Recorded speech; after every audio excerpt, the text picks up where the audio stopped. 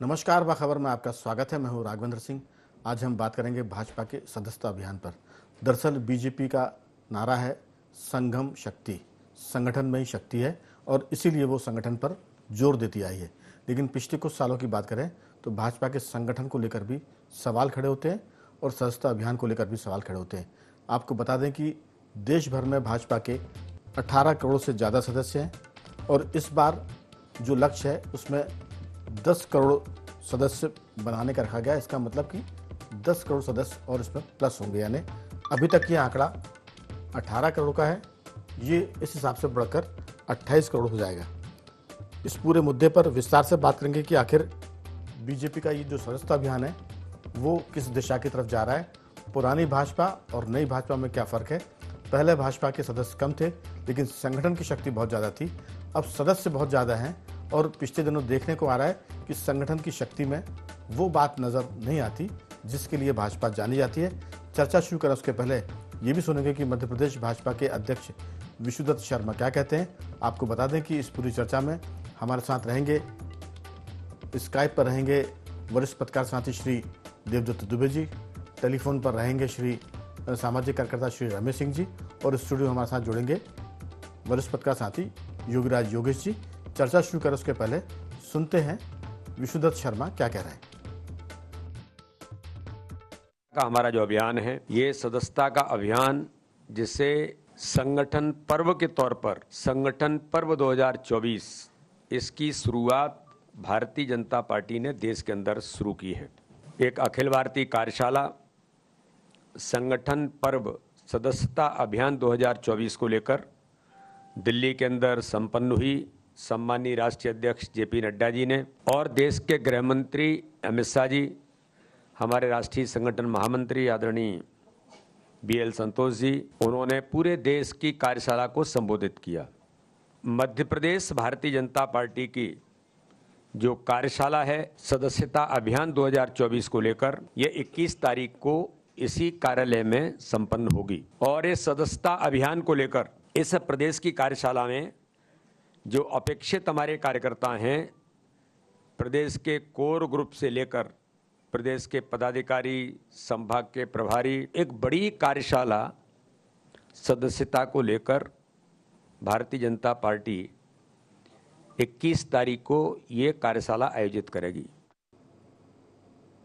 तो हमने सुना किस तरह से बीजेपी ने इस पूरी सदस्यता अभियान की रचना की है और उसमें राष्ट्रीय अध्यक्ष जेपी नड्डा से लेकर मध्य प्रदेश भाजपा के अध्यक्ष विशुदत्त शर्मा और इसमें कह सकते हैं कि जो मंडल के पदाधिकारी हैं वो वहाँ तक काम होगा। तो चर्चा शुरू करते हैं। हमारे साथ स्काइप पर जुड़ गए हैं हमारे साथी श्री देवदत्त दुबे जी, टेलीफोन लाइन पर हैं रमेश सिंह जी और बहुत जल्द जुड़ेंगे योगीराज योगेश जी। देवदत्त जी, दरअसल बीजेपी की ताकत ही उसका संगठन है। कांग्रेस के नाम पर कह सकते हैं कि कांग्रेस चूँकि आंदोलन से उपजी पार्टी कही जाती है, आज़ादी के आंदोलन से कांग्रेस का जन्म हुआ और उसके बाद वो एक विचारधारा के साथ आंदोलन बन गई। लेकिन भाजपा कहा जाता है कि वो संगठन की पार्टी है और उसमें आरएसएस की बड़ी भूमिका है।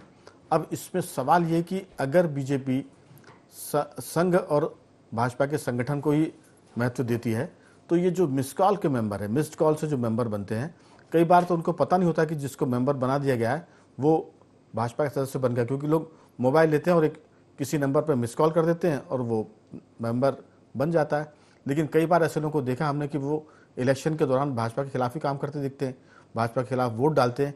तो भाजपा का जो एक कैडर था, दरअसल वो कैडर इस बहुत ही आधुनिक सदस्यता अभियान ने उसको थोड़ा सा कमज़ोर किया है।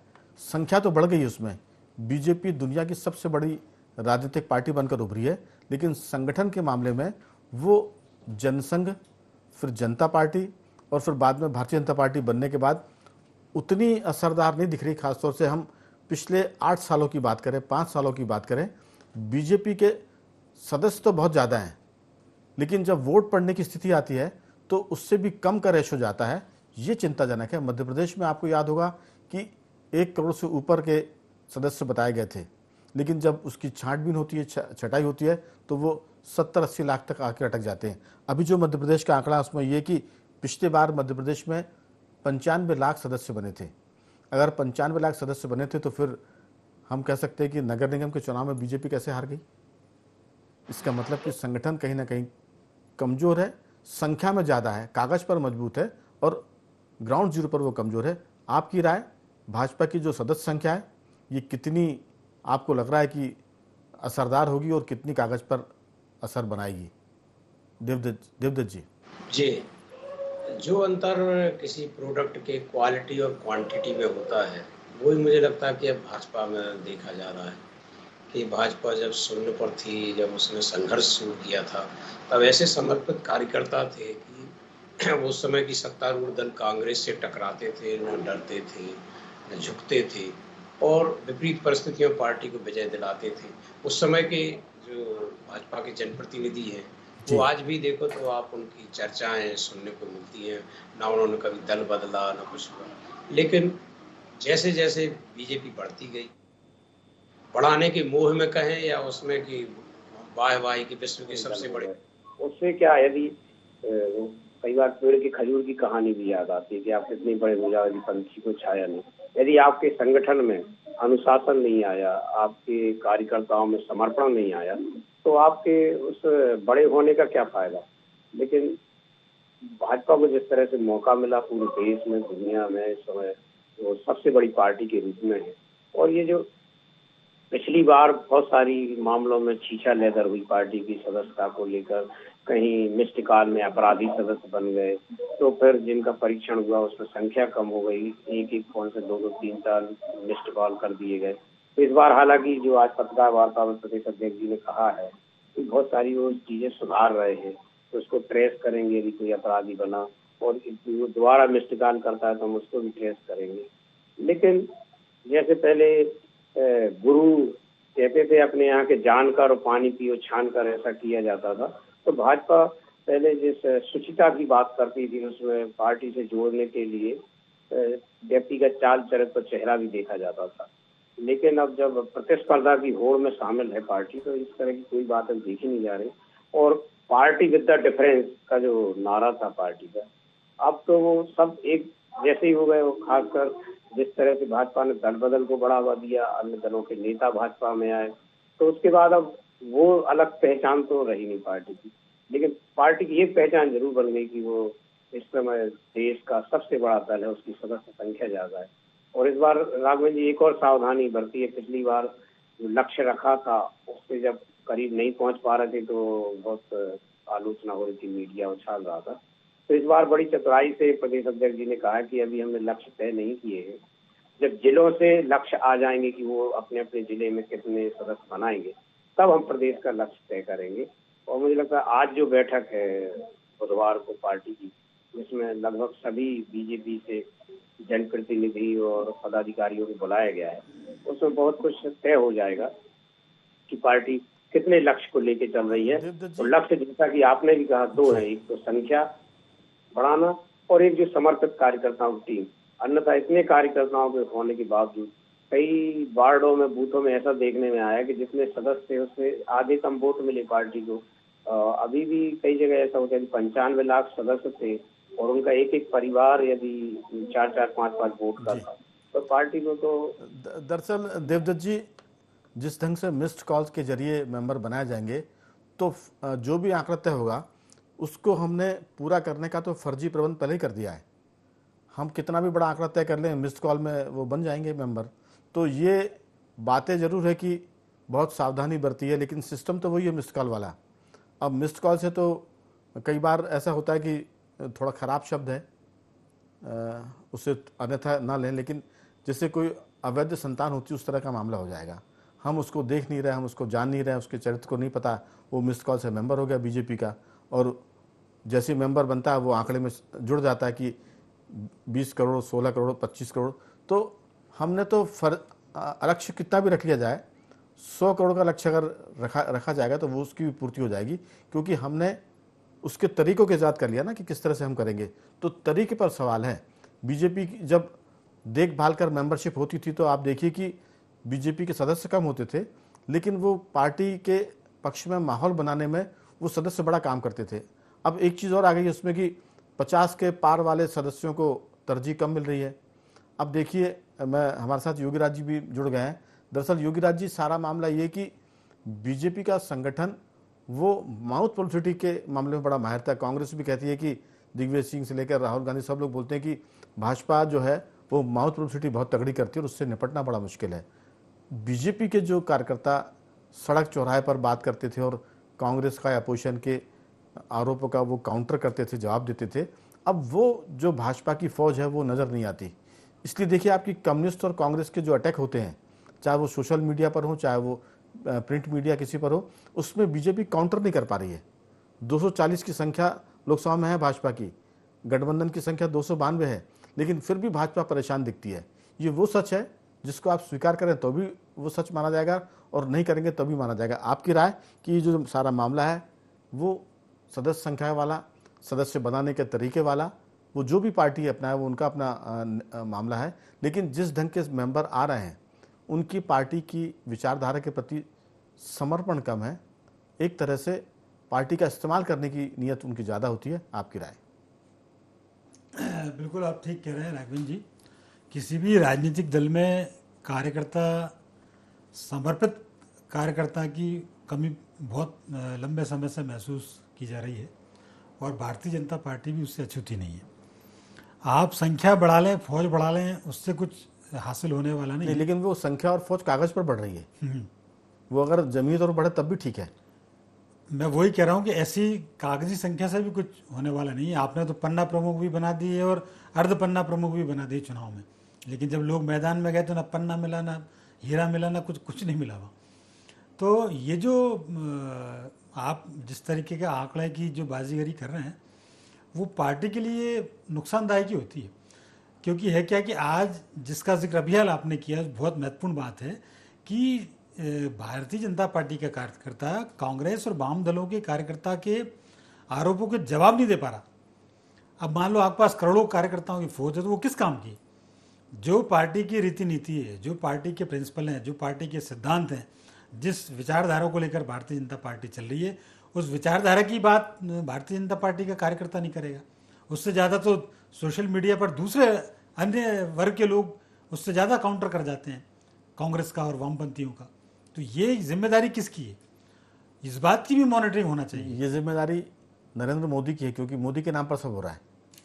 अब मोदी जी कितने हो जाएंगे? 2-4 मोदी भी हो जाएंगे तो भी कम पड़ेंगे, 100-50,000 हो जाएंगे तो भी कम पड़ जाएंगे, क्योंकि सारा मामला केंद्रित हो गया नरेंद्र मोदी पर। पूरी पार्टी उन पर लद गई है एक तरह से। ये भी एक तरीके से गलत है कि आप एक ही आदमी पर सारी निर्भर हो जाएं।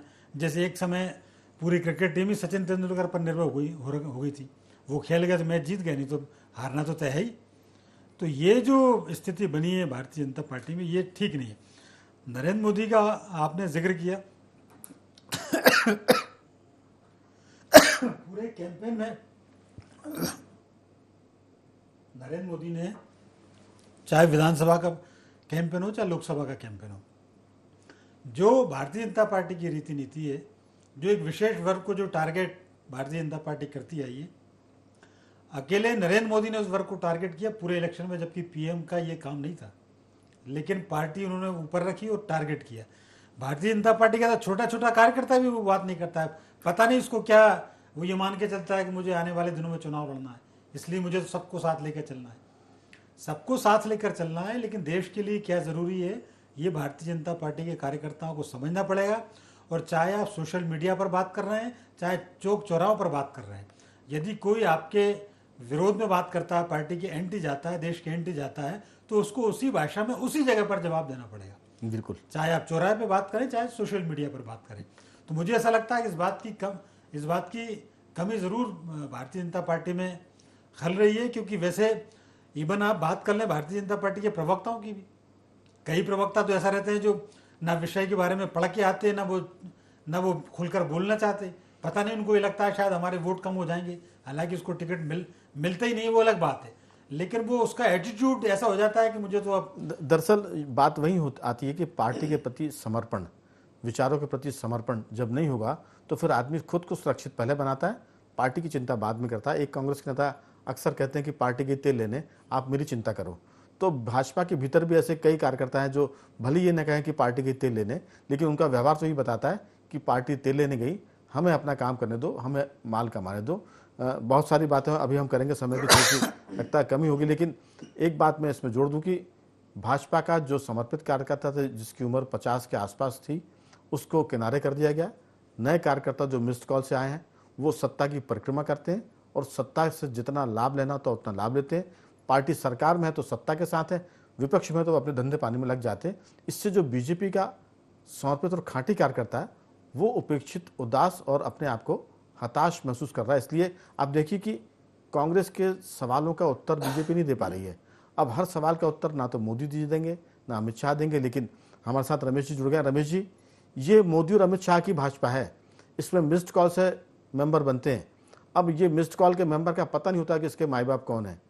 अब जब माई बाप कौन है ये मालूम ही नहीं है तो फिर आप संख्या में तो आ जाएंगे कि 20 करोड़ हो गए, 18 करोड़ हो गए, लेकिन ग्राउंड जीरो पे वो नजर नहीं आते। इससे भाजपा का जो पुराना कार्यकर्ता है उसके घर बैठ जाने से बीजेपी मैदान में थोड़ी सी कमजोर दिखती है, सोशल मीडिया पर कमजोर दिखती है। आपकी राय इस पूरे मसले पर क्या सोचते हैं? राघवन जी, जो मिसाल वाली सदस्यता है, मैं जिस गांव में रहता हूं, मैंने अपनी आंखों से इसको प्रैक्टिकल देखा कि मिसाल आपने जिन पूरे गांव के मोबाइल किसी का पकड़ा और मिसाल मार दिया। अब उसको यही पता नहीं है कि वो बीजेपी का सदस्य है, उसको बीजेपी की विचारधारा का ज्ञान नहीं है, बीजेपी के प्रति समर्पण नहीं है, निष्ठा नहीं है, प्रतिबद्धता नहीं है। उसे इस बात से भी मतलब नहीं है कि बीजेपी जीतती या कांग्रेस जीतती। एक बार तो वो कांग्रेस को वोट दे देते। बीजेपी क्या कर रही है कि संख्या बढ़ाने पर जोर दे रही है। ये 2014 के बाद बीजेपी जिस तरह चुनाव जीती है तो बीजेपी एक आत्मसम्मोहन की स्थिति में चली गई है। बीजेपी की जो टॉप कैडर है वो ये मानने लगी है कि हमें कार्यकर्ताओं से क्या लेना देना, मोदी जी के नाम पे चुनाव जीत जाएंगे।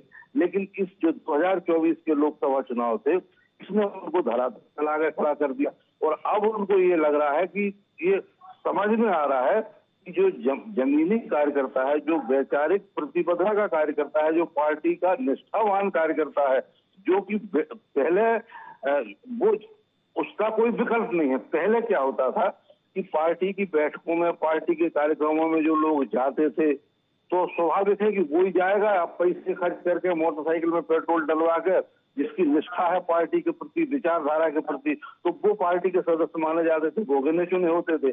अब मिसाल वाली ये सदस्यता में क्या हो रहा है कि संख्या तो बढ़ गई लेकिन गुणात्मकता खत्म हो गई। मतलब इनमें मेरे ख्याल से 50% से ज्यादा कार्यकर्ता ऐसे है जिन्हें पार्टी से कोई लेना देना नहीं है, कोई मतलब नहीं है पार्टी की। वो अपने जो क्षेत्रीय समीकरणों के हिसाब से वोट देते हैं, उनकी पार्टी को चुनाव जिताने की मन नहीं रहती। तो आज की तारीख में बीजेपी को अब पता ही ये असल में ये बीजेपी की इस समय धारणा ये चल रही है कि 2024 में जो पार्टी का ग्राफ गिरा है तो एक प्रकार उसको हाईलाइट कर देते हैं अपनी जो सदस्य संख्या को बढ़ा के। लेकिन आज जरूरत इस बात है बीजेपी को कि वो सदस्य संख्या बढ़ाने की बजाय जो उनके पास कार्यकर्ता है और जो कार्यकर्ता है उनमें से भी आधे हैं जो शायद आधे से भी कम जो निष्ठावान है। बिल्कुल रमेश जी, दरअसल एक कहावत थी कि युद्ध जो है फौज नहीं जीतती, युद्ध असल में हौसले से जीता जाता है। भले ही फौज की संख्या कम हो, अगर हौसले ज़्यादा हैं तो आप जीत सकते हैं। बीजेपी क्या का जो दिखता है अभी हम सबको, बीजेपी फौज की संख्या बढ़ा रही है लेकिन उसमें समर्पित और निष्ठावान कार्यकर्ता कम है और उसके चलते वो दिखते तो बहुत सारे हैं। लेकिन एक राहुल गांधी जब सदन में कहते हैं कि लोकसभा अध्यक्ष से कि अध्यक्ष जी आपने मेरा माइक बंद कर दिया, आपने मुझे स्क्रीन से हटा दिया। वो लोकसभा में कहते हैं कि अध्यक्ष जी मुझसे बेचारे किसान मिलने आए थे, मुझे मिलने नहीं दिया जा रहा। तो ऐसी कई चीज़ों का काउंटर वो ना तो सदन में कर पा रहे हैं ना सदन के बाहर कर पा रहे हैं। तो बहुत सारी बातें हैं जिस पर बीजेपी को के अंदर खाने में मुझे लगता है कि चर्चा जरूर होती होगी। पार्टी के कई नेता आपसी बातचीत में चिंता भी जताते हैं, लेकिन अभी तो मामला चल रहा है व्यक्ति केंद्रित और इस समय अमित शाह जी और नरेंद्र मोदी और उनकी टीम जो चाहती वो सब चल रहा है। लेकिन देवदत्त जी, सारा मामला अभी भाजपा का संगठन एक तरह से काम चलाऊ संगठन की स्थिति में दिखता है। काम चलाऊ शब्द का मैं इस्तेमाल कर रहा हूं जानबूझकर, वो ये कि भाजपा के राष्ट्रीय अध्यक्ष का कार्यकाल 31 जुलाई को खत्म हो गया है जेपी नड्डा जी का। अब नया अध्यक्ष चाहिए था भाजपा को, ना तो पार्टी ने नए अध्यक्ष की घोषणा की है, ना कोई कार्यकारी अध्यक्ष बनाया और ये स्थिति कई राज्यों में है तो जब संगठन का मुखिया काम चला हो जाएगा, क्योंकि भाजपा में या किसी भी पार्टी में राष्ट्रीय अध्यक्ष या प्रदेश अध्यक्ष फुल टाइम जॉब है। अब नड्डा जी केंद्र सरकार में मंत्री भी हैं, वो राष्ट्रीय अध्यक्ष भी हैं, अब वो सदस्यता अभियान भी चला रहे हैं।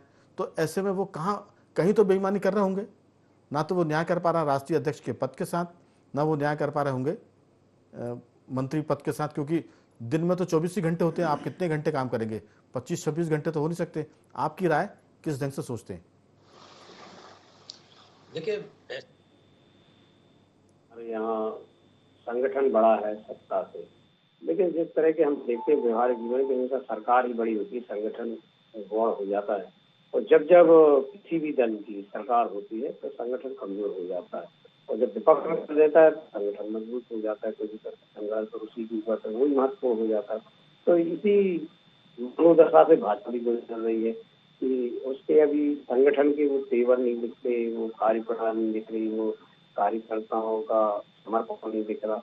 और शुरुआत में संगठन इसलिए भी आदर्श था बीजेपी का कि उसको सत्ता की चाशनी नहीं लगी थी, और हर कार्यकर्ता जो जुड़ा था उससे उसको उम्मीद थी कि जब सरकार हमारी आएगी तो हमारे लिए ये हो जाएगा, कम से कम देवदत्त जी, मैं आपकी बात में चीज जोड़ूँ। एक तो उसको सत्ता की चाशनी नहीं लगी थी, और अब एक तो सदस्य जो है वो फर्जी हो गए, और ऊपर से चाशनी लग गई। तो एक कहावत है गांव देहात की कि गोड़ में खाज और हो गई है।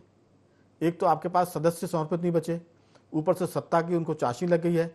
तो पार्टी गई एक तरफ, उनको तो रुतबा मिलना चाहिए, पैसा कमाना चाहिए, उसके बाद आप देख लीजिए कि स्थिति क्या है। जी, एक और राजनीति हुआ कि जो लोग बाहर से आए हैं भाजपा में, उनको जब वो महत्वपूर्ण पद देखते हैं, और कई जिलों में स्थिति है कि बाहर के लोग मंत्री बने हैं, जिन्होंने संघर्ष किया वो बाहर है। ऐसे कई जगह कार्यकर्ताओं को भी देखते हैं कि जिन्होंने लाठी खाए, जेल गए, वो बाहर हैं, और जो अभी अभी आए वो अंदर बैठे हैं, केबिन में बैठे। तो ये भी एक मनोदशा होती है कि हम किसके लिए संघर्ष करें, क्या इन्हीं देशों के लिए हमें संघर्ष किया था।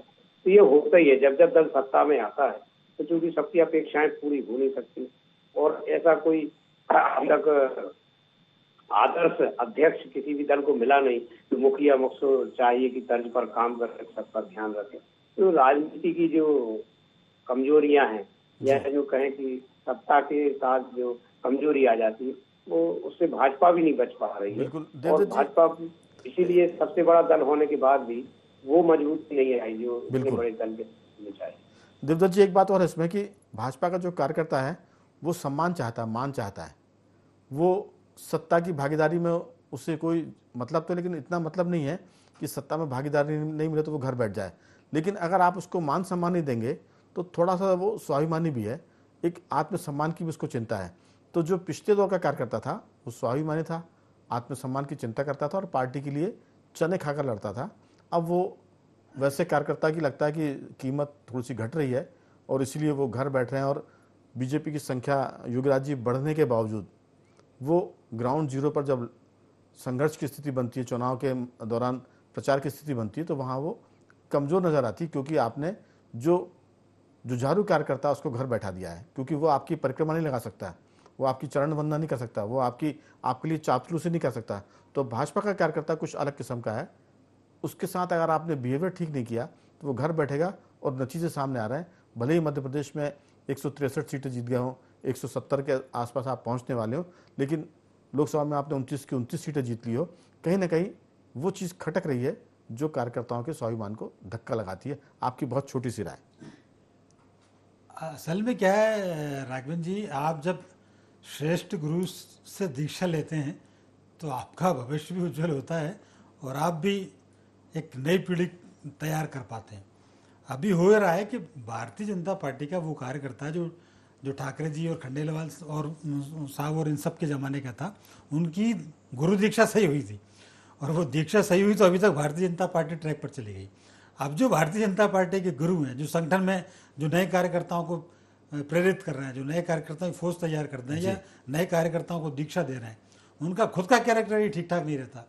जब वो देखते हैं, वो संपर्क और संवाद की हालत ये है कि फ़ोन करते तो लोग फ़ोन नहीं उठाते जी। बड़े बड़े सीनियर कार्यकर्ता अपने इस तरह के गुरुओं को जब फ़ोन करते हैं, वो संगठन मंत्री हो चाहे वो कोई दूसरे बड़े प्रभारी के पद पर हो, जब कार्यकर्ता से आप संवाद ही नहीं करेंगे, बात ही नहीं सुनेंगे, तो फिर स्थिति कैसे बनेगी, ये हालत है। बिल्कुल सही बात है। कार्यकर्ताओं को लगना तो चाहिए ना कि ये मैं इसका अनुसरण कर रहा हूँ तो ये मेरी चिंता कर रहा है। हाँ जी, बिल्कुल। तो ये बहुत सारी बातें हम अंतिम टिप्पणी में लूंगा। आप कुछ और कहेंगे क्या? नहीं, मैं यही कह रहा था कि कार्यकर्ताओं को भी ये भरोसा होना चाहिए कि हम जिससे दीक्षित हो रहे हैं वास्तव में वो एक आदर्श हाँ, हमारी चिंता करने वाला है। जी। रमेश जी, आपकी बहुत छोटी सी राय। राघवेंद्र जी, कार्यकर्ता का ग्राउंड पे कितना महत्व होता है, इसका सबसे अच्छा उदाहरण यूपी है। यूपी में एक बार वहां के विधायकों ने विधानसभा में धरना दिया था कि सरकार में उनकी सुनवाई नहीं हो रही, और यही जब उनका ये हाल था तो कार्यकर्ताओं का क्या होगा। यूपी के मेरे दोस्त बताते हैं कि कार्यकर्ताओं की कोई सुनवाई नहीं है, यूपी में लगते नहीं है वो बीजेपी का कार्यकर्ता है, और उसका नतीजा हमने अभी देख लिया कि बीजेपी ने ही यूपी ने ही बीजेपी को रोका था। तो बीजेपी का जो ग्राउंड का कार्यकर्ता है, ग्राउंड पे कर्मठ कार्यकर्ता है, वही महत्वपूर्ण है। संख्या बिल्कुल मायने नहीं रखती बीजेपी को। लेकिन रमेश जी, उत्तर प्रदेश की तो बहुत कहानियां, किसी दिन उत्तर प्रदेश पर अलग से बातचीत करेंगे। वहां भाजपा का कार्यकर्ता तो अपनी जगह है, भाजपा खुद वहां बहुत गुटों में बैठी है। अभी हम पिछले दिनों देख रहे हैं कि वहां के जो पूर्व उप मुख्यमंत्री हैं उनसे किस कदर पार्टी और सरकार वहां परेशान थी। तो वहां बहुत सारे फैक्टर है, जाति का भी है, क्षेत्र का भी है, लेकिन कार्यकर्ता महत्वपूर्ण है और कार्यकर्ता के बिना शक्ति नहीं बढ़ सकती। ये भाजपा का मुख्य उद्देश्य था। वो कैडर बेस्ड पार्टी है, कैडर कमजोर हो रहा है और समर्पित कार्यकर्ताओं की के सम्मान में कमी आ रही है, इसलिए दिक्कतें दिखाई दे रही है, लोग महसूस भी कर रहे हैं। देखते आने वाले दिनों में क्या होगा। मैं तीनों मेहमानों का धन्यवाद करूंगा। देवदत्त जी, आपका साधुवाद। योगराज जी, आपका बहुत धन्यवाद। और रमेश जी, आपका साधुवाद कि आपने चर्चा में हिस्सा लिया। तो बखबर में आज सिर्फ इतना ही। बने रहिए हमारे साथ और देखते रहिए IND24।